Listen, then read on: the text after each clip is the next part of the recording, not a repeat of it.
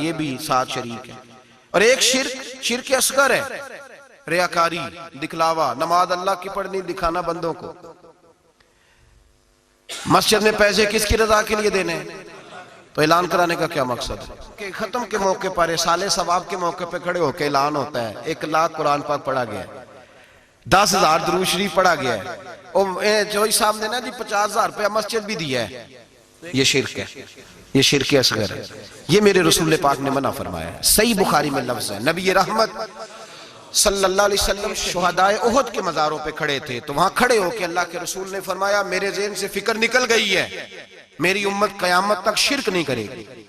अब ये मुशरिक नहीं होंगे, बुत नहीं पूजेंगे, ये दूसरे मामूद नहीं बनाएंगे।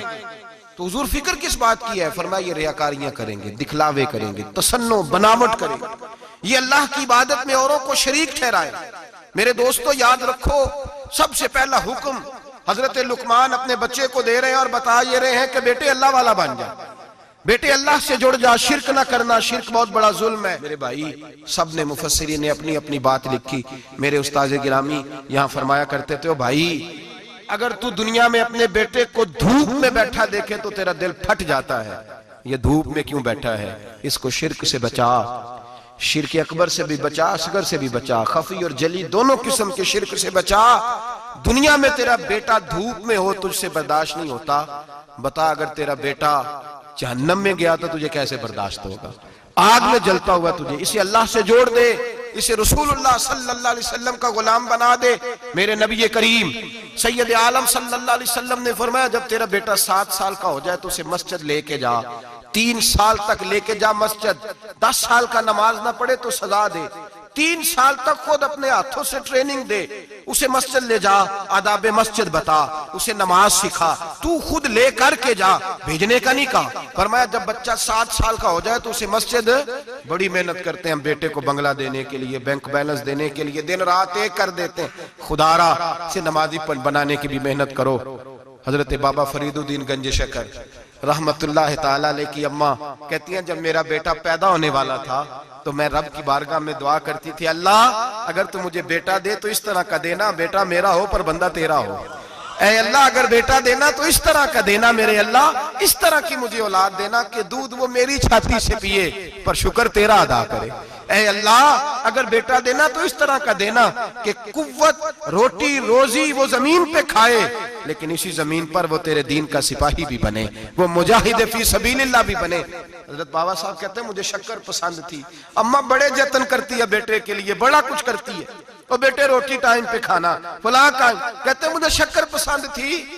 मेरी अम्मा सर्दियों के ठंडे मौसम में उठ के मेरे लिए पानी भी गर्म करती, मुसल्ला भी बिछाती और फिर एक पुड़िया शक्कर की बना के मेरे मुसल्ले के नीचे भी रखती, कहती बेटा नमाज पढ़े तो अल्लाह शक्कर देता है। आप फरमाते हैं मैं रोज नमाज की 5 नमाज़ों के वक्त मुसल्ला उठाता तो पुड़िया शक्कर की मिलती। स्कूल और मदरसे के मैं अपने क्लास फैलों को भी कहता नमाज पढ़ो बड़ी प्यारी शक्कर मिलती है, कहते मैं रोज शक्कर खाता। एक सवेरे फजर की नमाज में अम्मा ने वुजू तो कराया, मुसल्ला भी बिछाया, पर देहात की वो सादी बीबी जिसका सारा काम भी खुलूस पे मबनी था, जो ऑक्सफोर्ड से पढ़ी हुई तो नहीं थी लेकिन आदाब ममता उसे सारे आते थे, जो किसी यूनिवर्सिटी की सनद याफ्ता तो नहीं थी लेकिन बेटे के साथ किस तरह का रवैया इख्तियार करना है ये सारा उसे पता था। कहते हैं सादी अम्मा ने सारे काम किए लेकिन शक्कर रखना भूल गई। बाबा साहब कहते हैं मैं नमाज पढ़ने लगा तब माँ ने यह भी बताया था कि नमाजी के आगे से नहीं गुजरते, नमाजी के आगे नहीं होते। अब अम्मा कहती है मैं मजबूर हूँ, दर्स भी मैंने दिया है, भूल गई हूँ, अब शक्कर रखने जाऊंगी तो पर्दा खुल जाएगा। एक कोने में लग के माँ रोई, बेटे की शिफा के लिए नहीं, बेटे की नौकरी के लिए नहीं, बेटे के अच्छे मुस्तकबिल के लिए नहीं, माँ रोई, आंसू बहे तो कहती क्या है, ऐ अल्लाह मैं इसे अपने आगे झुकाने को जतन थोड़ी करती थी, तेरा बनाने का जतन करती थी। ऐ अल्लाह मेहरबानी फरमा मेरी पर्देदारी कर, अगर राज खुल गया तो मेरा फरीद नमाज ना छोड़ जाए। बाबा साहब कहते अम्मा तड़पती रही और मैंने नमाज पढ़ के मुसल्ला उठाया, पहले पुड़िया होती थी अब तो पूरा दरिया शक्कर का बह रहा है। फरमाते हैं मैंने वो उठाई शक्कर खाई और मैंने चीख के कहा जल्दी आ, आज बड़ी लजीज है, आज शक्कर कोई अनोखी है और आज तो कमाल शक्कर दी है मेरे अल्लाह ने, एक पुड़िया की जगह पूरा दरिया बह रहा है। बाबा साहब रहमतुल्लाह अलैह फरमाते हैं मेरी अम्मा आई और मेरी अम्मा ने बाजू खोले तो माँ की ममता ही बताती है कि अल्लाह की रहमत किस तरह की होती है। कहते मैंने अम्मा के सीने से लगा तो अम्मा रो के कहने लगी, बेटे पहले मैं शक्कर देती थी, आज शक्कर बनाने वाले ने शक्कर अता फरमाई है। सारी जिंदगी पेशानी से सजदे का नूर नहीं गया, सारी जिंदगी वो लज्जत इबादत नहीं गई, इसलिए कि उस्ताद ने डंडे से नमाजी नहीं बनाया था, इसलिए कि पीर साहब ने ये कह के नमाजी नहीं बनाया था कि नमाज पढ़ोगे तो रोटी में बरकत हो जाएगी, इसलिए कि अल्लामा साहब का वो बात सुन के हम नमाजी नहीं बने थे कि जिस नमाज में बताया जाता है कि बीमारियां खत्म हो जाएंगी नमाज पढ़ने से। अम्मा ने रब से जोड़ने के लिए नमाजी बनाया था।